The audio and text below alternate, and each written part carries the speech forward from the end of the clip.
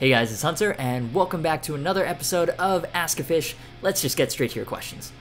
Hey Hunter, would you ever review PRS guitars? I would love for you to review the Mark Holcomb SIG. Also, what is your favorite fruit? That freaking Holcomb model. I swear, I feel like I'm gonna get questions about this guitar until the day I die or the day I finally demo one. It's hard to say which will come first. Here's the thing, it doesn't seem like a bad guitar. Like, it actually seems like a really good guitar. It's just completely not my thing at all. It all comes back to that fingerboard radius. I don't know if you guys have noticed by now, but fingerboard radius is one of those things that really affects how a guitar feels to me. Maybe it's because I'm a rhythm player, not a shredder, or maybe it's because, quite honestly, I'm not that gifted technically as a guitar player, but whatever it is, I don't really get flat fingerboards. If it's not a relatively round 9.5 to 12-inch fingerboard radius, something feels off and I just don't like playing it. Like, for me, that's the difference between a guitar that I know is awesome and a guitar that I absolutely love. Take the LTD Vulture, for example. It is an amazing guitar, but I would never own one because that 14-inch fingerboard radius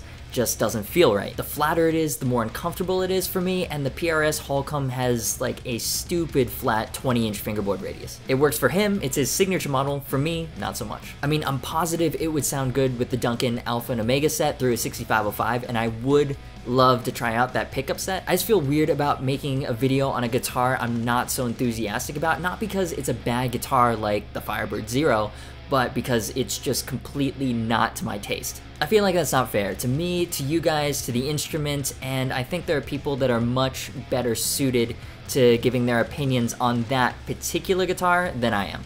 Does that make sense? My favorite fruit. Does beer count?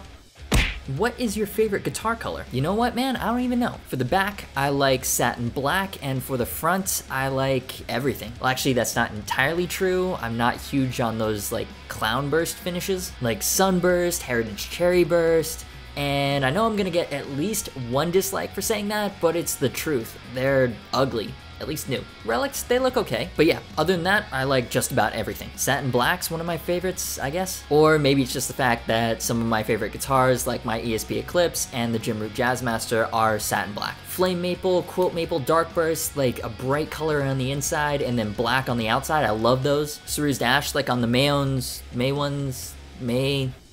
Damn it, you guys told me last time. Mayones, there we go. Cerused Ash, like on the Mayones. Damn it! Cerused Ash, like on the Mayonnaise guitars, looks so cool, like black and then color in the grain. But I guess your question was about color, not finish, so what color would I prefer? I guess like a dark blue or purple. You just don't get them on many guitars, so it looks really cool and unique. I don't know, man. Honestly, it changes every time I see a cool guitar. You know, I'll just be like walking through a store, that blue guitar is awesome, that red guitar is awesome, that purple guitar is awesome. I cannot be the only one that happens to.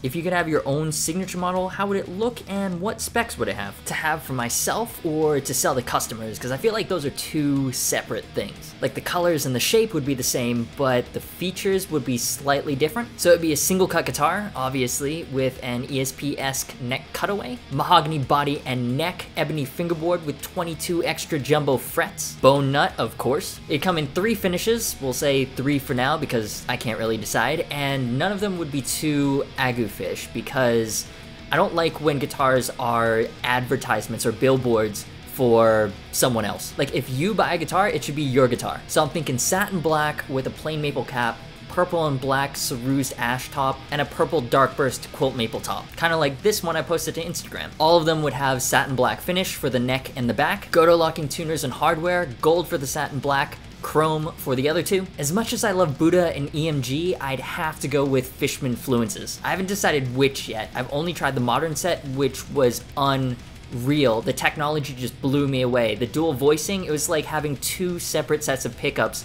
in the same guitar. May or may not have just gotten these 2 to try out. For my personal guitar, it would just have a single humbucker in the bridge and just 1 volume knob, because that's all I need. But if it's being sold to customers, it has to have 2 pickups, separate volume and tone for each. It needs to be able to work for more people than just myself, and for most guitarists, a single humbucker and volume knob just isn't versatile enough. Definitely made overseas to keep it affordable, and yeah, that's it. God, that sounds awesome. Answer this question, then go drink some water. It's good for you. Done.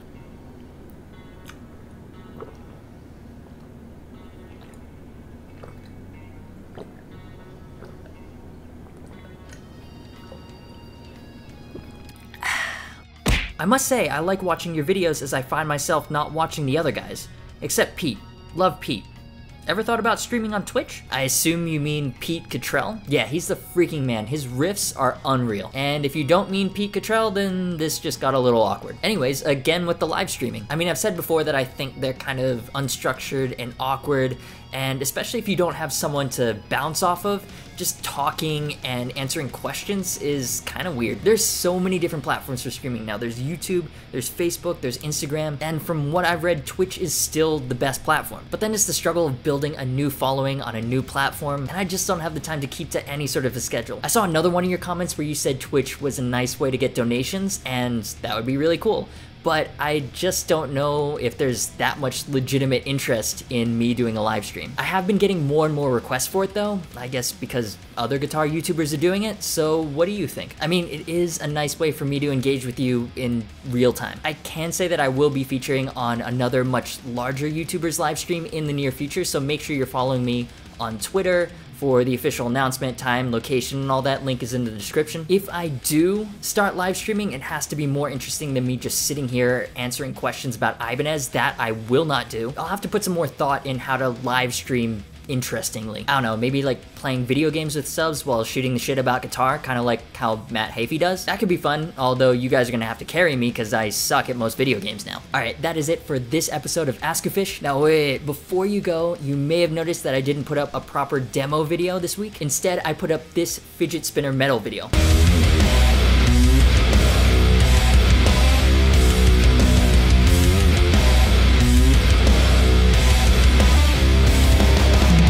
If you don't get the point of these fidget spinners that all the kids are playing with nowadays, that's okay. Neither do I. Anyways, it started off as a challenge by one of you guys to write a metal song using a fidget spinner. And it got a little out of hand with the editing, but it was actually pretty difficult to do. Everything had to be recorded one bar at a time max, then spliced together. It was a ton of fun. Pat and I put a ton of effort into making it the best video it could be. So even though it's not my usual style, it would mean a lot if you checked it out. Link is in the end cards. And of course, I'd love to hear your thoughts on anything discussed in this video, so make sure to leave them in the comments. PRS Holcomb, what's your favorite guitar color? What specs would your signature guitar have? Hashtag agusquad livestream? God, so much cringe, I apologize. And if you have any questions for a future episode, leave them below, tweet them at me, or post them on my Facebook page. As always, thanks so much for watching, you've been awesome, and I will see you for the next video.